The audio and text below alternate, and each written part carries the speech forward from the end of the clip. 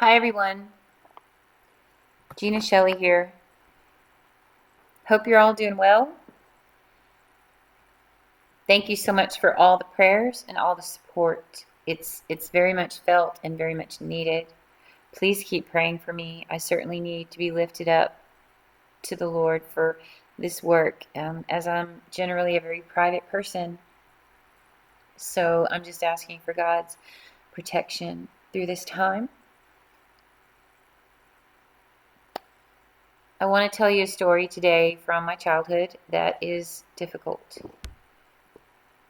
This is a story that involves myself and my father in our home in San Antonio when I was probably about 7 or 8 years old. So, second grade. Okay, please pray for me.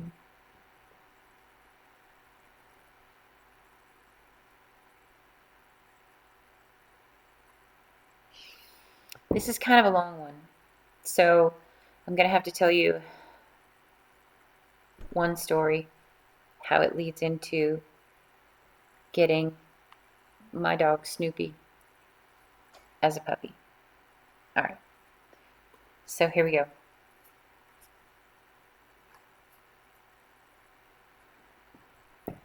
Growing up in Texas is a unique experience. I loved it. It was all I knew, and I'm very thankful for it. I had a great education in elementary school and middle school. This story took place when I was probably 7 in second grade, and I have 2 older siblings that were busy that day after school, and I was walking home by myself through the schoolyard to get to our house that was just across the street from the schoolyard. Now, we were all latchkey children in the middle of a very large city, and it's still a wonder to me, but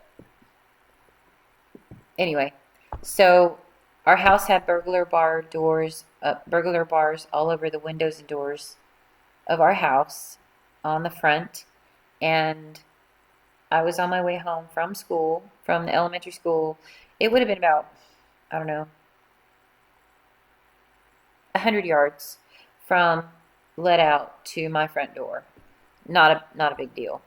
But again, a big city where there's criminals everywhere and burglar bars on our house.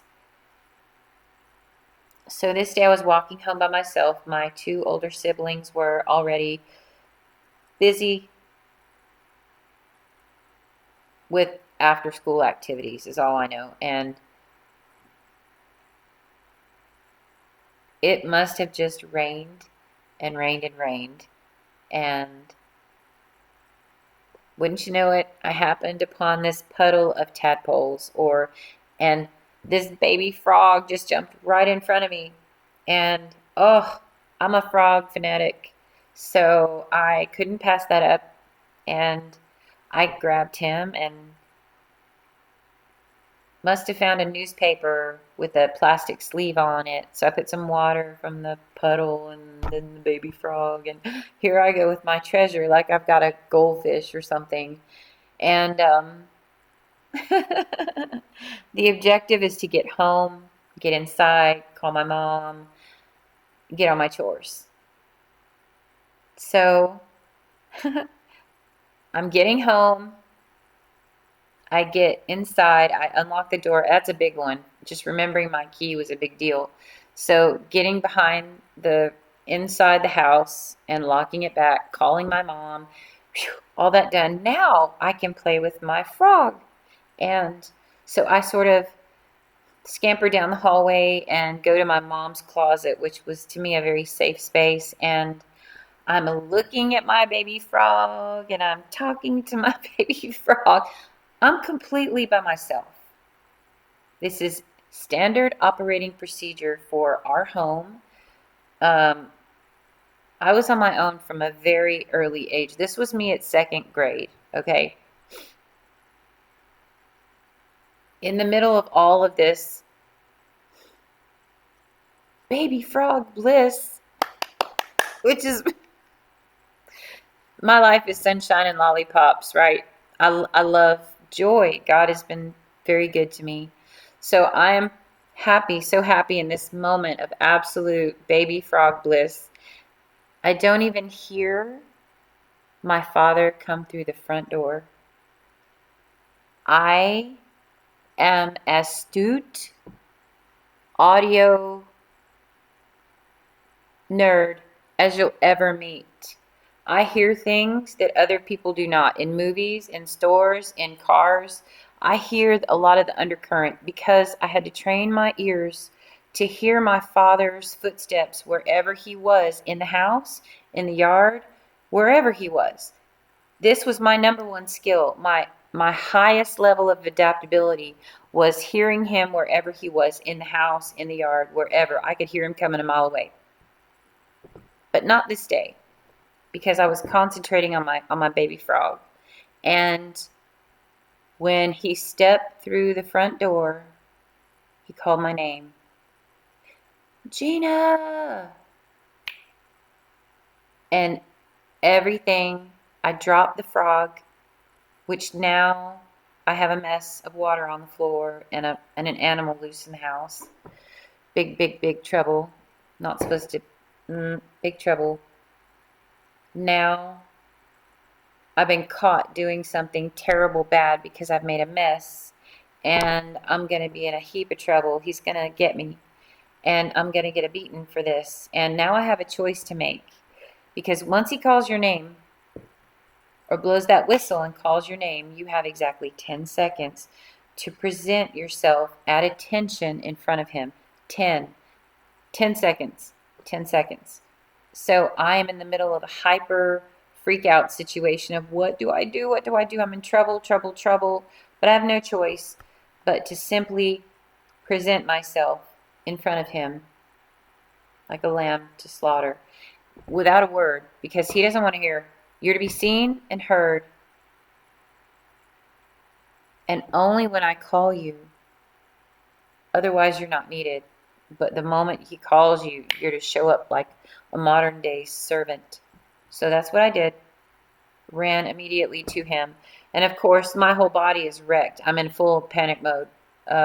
Probably a full-on panic attack, I would assume. And he's reading me like, oh, Lord, did you just rob a bank or something? And he is now interrogating me like a police detective and accusing me. And then here comes the shark attack. And I can't. And something inside of me overloads and freaks out. And something in my mind fractures, and I'm so scared and petrified in this moment. I take off running to the only place that I thought was safe, and I jumped under my a queen size bed in the first bedroom. At the time, it was probably still their bedroom, and I thought we played hide and go seek, and I thought that was safe. And just like in the horror movies, that's the worst part for me.